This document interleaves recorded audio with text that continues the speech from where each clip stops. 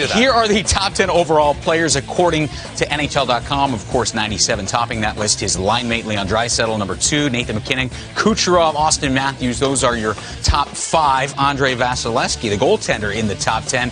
Panarin, Brad Marchand, Mikko Rantanen, as well as David Pastrnak. Those are your top 10. So now the question is, outside of number 1, Connor McDavid, who do you take number 2? And for that, we bring in the fantasy guys. Rob, Pete, who goes number 2 after McDavid? Well, I think there's getting clear separation here for Leon Draisaitl at number 2. This is a player that ranks second in points, second in goals, second in assists, and second in power play points over the past 3 seasons behind Connor McDavid. So Leon is creating some separation there. You could make an argument for some other players, but I think the tried and true Edmonton Oilers fantasy strategy is really cemented this year. And their power play, whether they're in the North Division or not, is going to light it up every night. They could convert close to 30% this season. That wouldn't shock anybody on this panel. And I think Leon just provides that sense of security and safety net you want with your second overall pick in fantasy. And he's still in a favorable division this year in the Pacific. He's the safest guy, especially if you're in a points-only league. But if you go to standard categories where shots on goal count, plus-minus counts, there is a case for Nathan MacKinnon here. MacKinnon has the most shots on goal of any player in the NHL over the past 2 seasons combined. And in each of those seasons, he's missed a little bit of time, but his point pace, 111 in each of those 2 seasons. Leon Draisaitl's career high, 110. So I think he closes the gap a little bit. Of course, an elite sidekick, Mikko Rantanen, who's also in the top 10. Not far behind is another elite sidekick in Cale Makar, who could lead all defensemen in points this year. He'll be playing with him on PP1. So I do believe there is a case still to be made for Nathan MacKinnon at number 2. Let's go to number 4, Austin Matthews. 4 on that list, maybe number 1 when it comes to the best goal scorer in the NHL right now. What do you foresee for number 34 in Toronto coming off that offseason wrist surgery? And another massive year. I mean, I think about what he did with a bad wrist last year. He played the second half of the year with a wrist that wasn't entirely working, had to change positions on the power play, become less of a shooter because it wasn't quite right.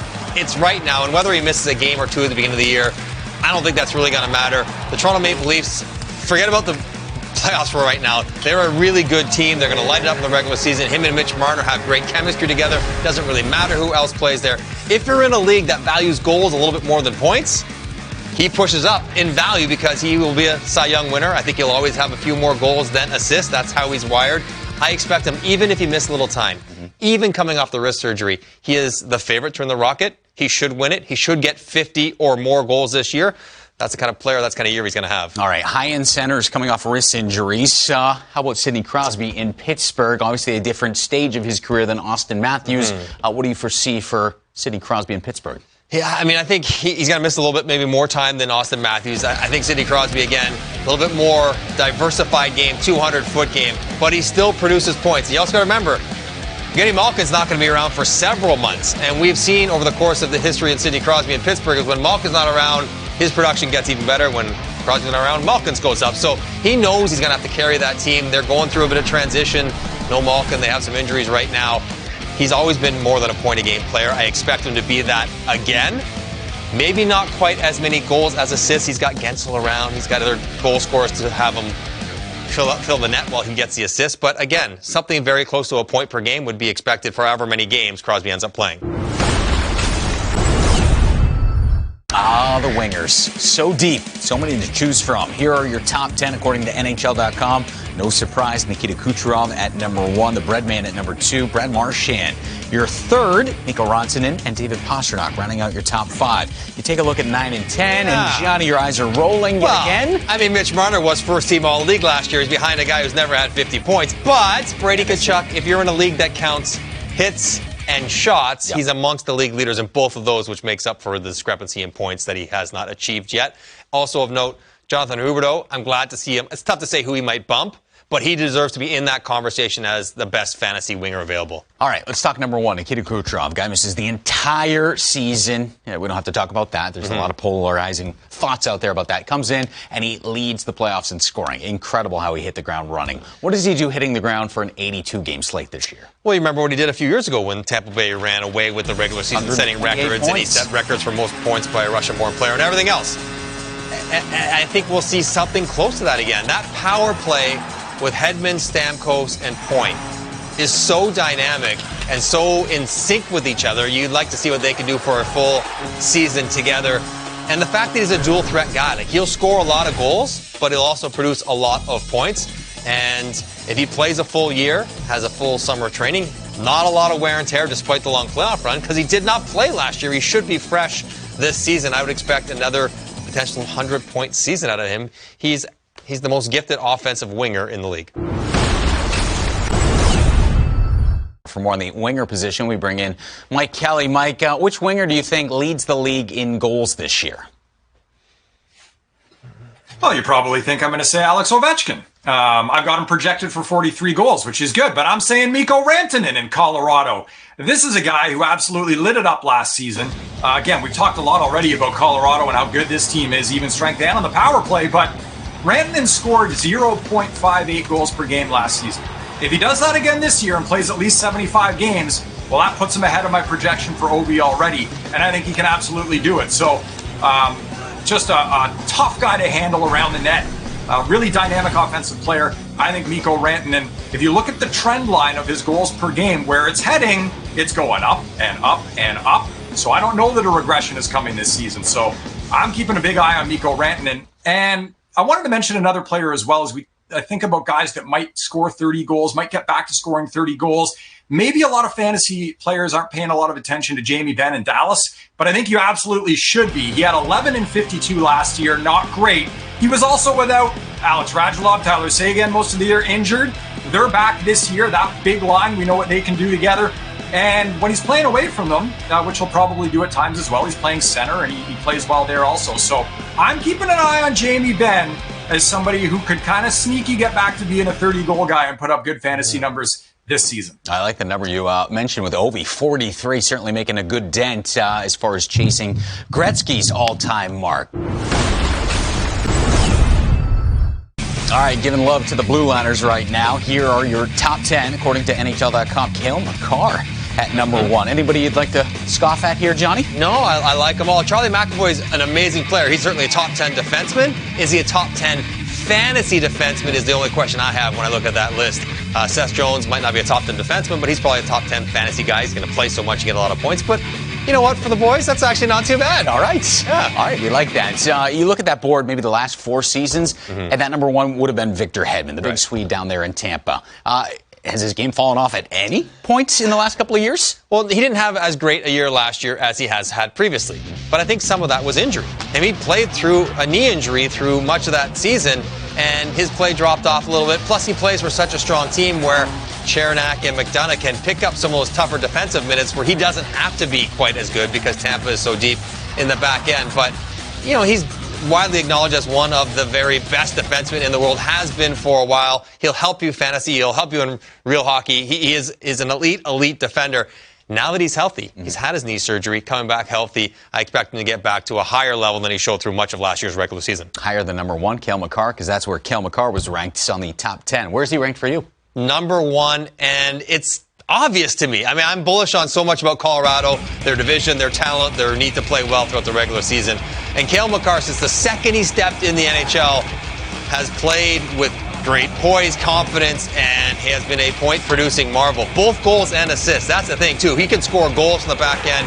He's going to play with so many good players, 5-on-5 and on the power play, where he will quarterback it. He's going to pile up the points. JMO, he is going to be a runaway best defenseman in the league this year. He's going to get the most points. He's going to win the Norris. He's going to be on the best team. And he is the number 1 guy, fantasy or otherwise, right now to me, by a pretty clear margin. Okay, I like that. Taking a look at some of the big-name defensemen who were on the move this summer. None bigger than Seth Jones. He's now in Chicago on the back end with his brother, Caleb. And how about Dougie Hamilton? He's going to the New Jersey Devils, certainly solidifying that number 1 spot there on the back end in New Jersey. So we're going to bring in Mike Kelly right now. Mike, those big names, new places, new faces for those guys. How do you see them both shaking out in the first year in their new cities? Yeah, I like the fact that they're ranked in the top 10, both of them. Seth Jones, Johnny touched on it, all-around game. There's some defensive warts that still exist, but I don't know a lot of fantasy leagues that have expected goals against while on ice or block passes or zone denials as categories. So here's what I love about Seth Jones in Chicago. Offensively, we know he can skate like the wind. We know he jumps into the rush. Chicago was a top 5 team in the league last year in terms of generating offense off the rush. He's going to play a ton of minutes. He's going to have great opportunity to do what he does best. He might suffer a little bit in plus minus, the all-around game again, as I mentioned, but he skates it out. He skates it in. He gets looks off the rush. That fits perfectly into Chicago's offensive scheme. So I see 50-plus points for Seth Jones. In New Jersey, with Dougie Hamilton, you're going now from one of the better 5-on-5 and overall teams in the league in the Carolina Hurricanes to another team that generates a lot off the rush and is very good offensively, the New Jersey Devils, but they're still an up-and-coming team. They're not where Carolina is. So the plus-minus could dip there, but he's going to be a horse for the New Jersey Devils. And again, a guy that's going to fit really well in their offensive system. So these are two guys that, despite the fact that they're in new organizations now, I expect more in terms of points production for Seth Jones, and I think Dougie Hamilton is just going to keep doing his thing in Jersey. All right, I like that. Speaking of more, we're getting more from our fantasy gurus. Rob, Pete, here we go. You know the routine. Breakouts, bargains, fades, sleepers. Go ahead, defenseman. So I'm going for my breakout, a full-fledged guy that will carry over what he did last postseason for the Boston Bruins. Charlie McAvoy is in our top 10 defensemen because we think that he's going to have 55, 60-plus points. Is he? And I think that he's going to have 20-plus on the power play. That's the big thing. He had 12 points. 12 points in 11 games in the playoffs with 8 on the power play. He was manning that first unit with Pasternak, Bergeron, and Marchand. So great spot for him. Well, are we tired of talking about Florida yet? Because my guy is Aaron Ekblad here. I'm certainly not tired about talking about them. He's 50 overall-ish in fantasy right now in drafts. That's ridiculous. He should be top 35. I'll give you one stat. It'll say no more. He was on pace for 25 goals last year, extrapolated over 82 games. I love it. Another guy with a really high point ceiling that is a bargain based on ADP is Miro Heiskanen from the Dallas Stars. I think that his ceiling is in the similar realm as Cale Makar, Adam Fox, those type of guys, Quinn Hughes. He's just a little more underrated in fantasy. Part of the reason why is because he has John Klingberg in the mix, but Klingberg is in a contract year. So our bold prediction for the Dallas Stars is that Heiskanen is going to win that power play 1 job and lead all defensemen in points. That's the bold prediction here. And our bold prediction for the Ottawa Senators is that Thomas Chabot is going to be top 3 in assists at the position. You want to get in on a trendy fantasy team before everybody else does. This is the best way to do it if you miss out on Brady Tkachuk. You've got great guys here in later rounds from the Senators, Batherson included there, but I love Thomas Chabot on the back end. And on the flip side, we always look at the team security of a guy or lack thereof, and that's for my ADP fade. It's Roman Josi. It's not a knock on the player. I think he's a top 5 defenseman in the NHL, real life speaking, but the Preds have been trending down, down, and down the past couple of years. They traded away Ryan Ellis. They traded away Victor Arvidsson. Pekka Rinne retired. It's not that same consistent Preds team, and therefore Roman Josi, I would project for the lower end in 50-point range as opposed to what he's done in recent years. So, and even last year, minus 11 is a big concern for me. And the same logic I'm using for Jacob Chychrun. I love this player. He really kind of found his groove last year with the Arizona Coyotes, emerged as an elite defenseman in the NHL. But when you look at fantasy, you've got to have offensive exposure. Unfortunately for the Coyotes, they don't have a lot of that. That's why I'm going to take a pass on Chychrun. And then for sleeper, I'm picking Mackenzie Weegar, feeding off what you said about Ekblad earlier. They play together at even strength. Last year, Weegar was an absolute beast when Ekblad went down with an injury. 17 points in 19 games with a plus 17, covered better than 2 hits and shots per game in that span, and he's still underrated. He had the most even strength points of any defenseman in the NHL last year. Half the people still don't even know his name. So I'm bullish on Mark Giordano. I'm not bullish on the Kraken, but I love Giordano in fantasy. Yes, he'll be 38 years old this season, and you might be rolling your eyes thinking, how can he return value? But this is a Kraken team that's going to have a lot of younger players out there. Mark Giordano is the leader of that team. He should occasionally be on power play 1. He should be on the first pair at even strength. And this is my patented Kraken strategy. Just take the defenseman exposure, whether it's Giordano, whether it's Dunn, and don't go too heavy on the forwards or on their goalies. All right, time to give the goalies some love here. Taking a look at our top 10 according to NHL.com. No surprise at number 1, the two-time reigning Stanley Cup champion Andrei Vasilevsky down in Tampa. Robin Lehner checking in at number 2. Connor Hellebuyck. Jerking at 5. Yeah, you like that? I'm not sure. Let's see. Hey, that's probably Rob Reese's pick, so don't scoff at him, all right? Freddie Anderson, he's in a new city, new digs. He's at number 8. Ilya Sorokin, the youngster for the Islanders. And how about Spencer Knight? Small sample size. You better take over that starting job Small soon. sample size, but he is inside our top 10. Let's focus in on number 1. And much like Connor McDavid, I mean, consensus, Andrei Vasilevsky right now. Yeah, he's definitely the best goalie. And again, I think he's also added some separation there. But when we're talking about fantasy, it's more than just being the best goalie. You have to be in the right situation to pile up a lot of fantasy points, which means you got to be on a good team. Maybe it separates him from Connor Hellebuyck a little bit. Hellebuyck's on a good team, but not as good as Tampa. And you got to be able to play a whole bunch of games. And Vasilevsky has shown himself capable, and the Tampa Bay Lightning kind of willing to have him play an awful lot. So whatever your number is, wins, goals against, shutouts, he will pile up all of them. He is the best goalie in the world, but I also think fantasy-wise, he offers great value and really kind of certainty at the goaltender position because you know Tampa's going to be really good again. All right, no surprise that you want to take him. The question is, where do you take him? So let's go back to our fantasy guys. Rob and Pete, where exactly do you draft Andrei Vasilevsky? Here's your mock draft. Take us through it. Yeah, so he went a little higher than I would personally have drafted him here in this mock draft. One of our colleagues, actually goalie master David Satriano, made that big pick. So he's big on the goalies. Personally, I'd sit back. We have our clear top 5 skaters, right, Rob? And then I'd take Vasilevsky at number 6. What do you think? I agree with that. I always want to get one of the premier point producers, Pete. And then outside of that, I think 6, 7, or 8. I would love to have Vasilevsky there. All right, so much like the Connor McDavid topic, who do you take number 2?